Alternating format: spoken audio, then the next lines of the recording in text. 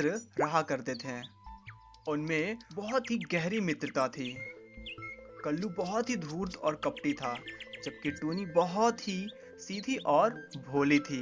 दोनों शाम को जंगल में नदी के किनारे मिला करते थे और गप्पे लड़ाया करते थे। बातों ही बातों में दिन बीत रहा था। एक दिन की बात है, कल्लू टूनी से कहता है, अरे ओ टूनी, रोज रोज ये एक ही खाना खा खा कर मैं थक चुका हूँ। क्यों ना आज हम नदी पार जाकर मीठे मीठे तरबूज खाएं। तब पारो कहती है, तुम बिल्कुल ठीक बोल रहे हो कल्लू, चलो हम अभी उस खेत की ओर चलते हैं। उसके बाद फिर वो दोनों उस तरबूज के खेत की ओर निकल पड़ते हैं। थोड़ी ही देर में वह दोनों उस खेत के पास पहुंच जाते हैं और बड़े ही मजे से तरबूज खाने लगते हैं। कुछ ही देर बाद कल्लू कहता है, अरे टूनी, मैंने ना बहुत ज्यादा तरबूज खा लिए हैं। अब तो मुझे चिल्लाने का मन कर रहा है। तब टूनी कहती है, लेकिन मैं तो बहुत धीरे धीरे खा रही थी, अभी तक तो मेरा पेट भी नहीं भरा है। अगर तुम काव काव करने लगते हो तो इस खेत का मालिक आ जाएगा और वो हम दोनों को पकड़ लेगा। लेकिन कल्लू उसकी बातों को अनसुना करके जोर जोर से चिल्लाने लगा।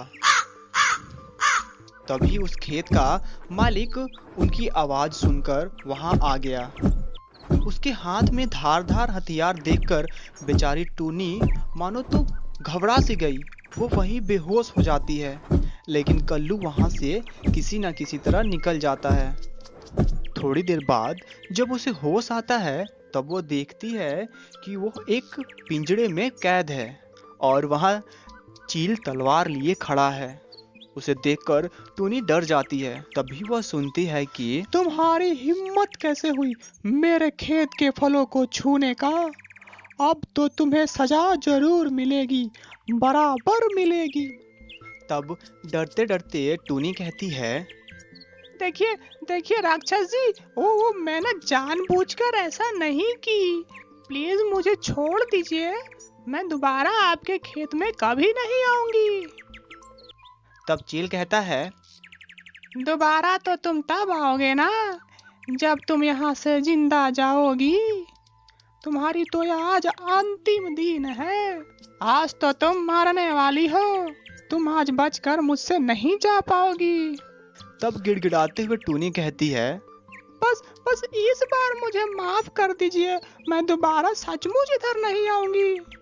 बहुत देर गिड़गिड़ाने के बाद चील उसे छोड़ देता है और वह खुशी खुशी अपने जंगल की ओर लौट पड़ती है। जंगल में पहुंचते ही उसे कल्लू देख लेता है और फिर कहता है, तुम जिंदा हो?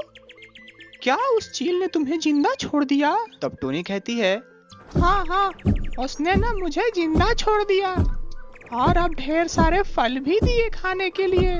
और उसने कहा, अगर दोबारा कभी तरबूज खाना हो ना तो आ जाना और खाते वक्त मुझे बता देना कि तुम तरबूज खा रही हो।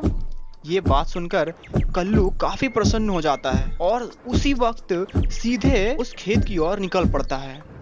उस खेत में पहुंचने के बाद फिर कुछ फल खाने के पश्चात वो जोर जोर से चिल्लाने लगता है।